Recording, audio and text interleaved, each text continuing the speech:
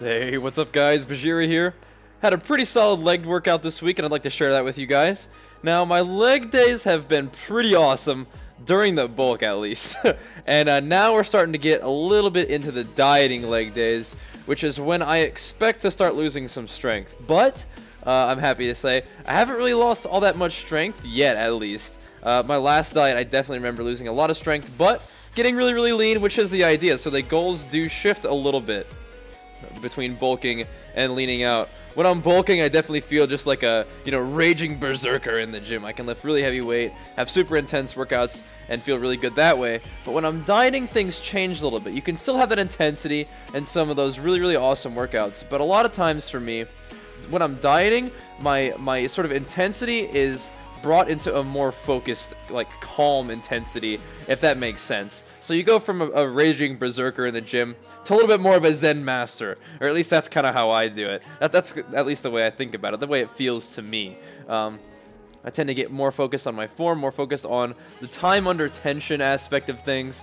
I start to do a little bit higher reps, a little bit lower weight, and that's not really because I'm trying to change the way I'm training necessarily. What I'm trying to maintain is that intensity in my workouts. And when I'm dieting, although I don't have that raw explosive power that I have when I'm bulking, I'm still able to put together a lot of quality reps, even if that means I have to drop the weight a little bit.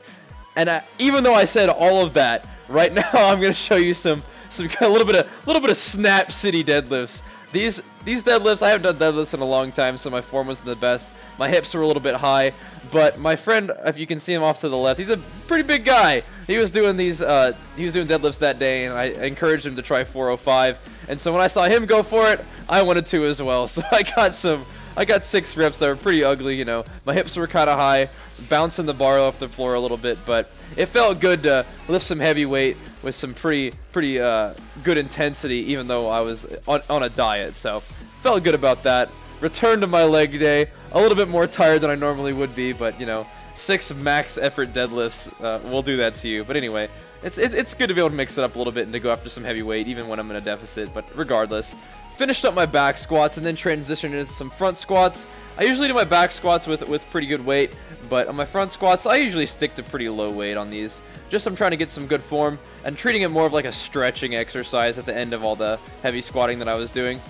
So after the front squats, decided to forego the straight-legged deadlifts that day because I did 6 deadlifts of 405, so I didn't really feel like doing a whole lot more deadlifts at that point. But I did want to come over here and do some of these isolation exercises that I always want to throw in my leg days. I don't think these are the most important aspect of my leg training. I feel like my squats and maybe even my leg pressing are the most important things. But honestly, I do want to make sure I include the isolation exercises because I think they're worthwhile. I think it keeps everything in balance.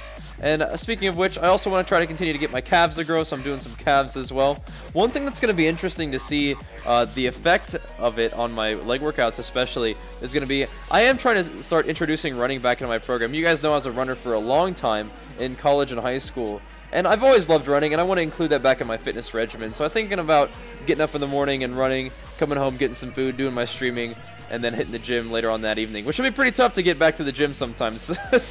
But I'm going to see how it goes, and we'll see how it affects my training. But anyways, guys, thank you so much for watching. Once again, I hope you guys enjoy these gym videos because I definitely enjoy making them for you. And I'll see you guys next time. Peace!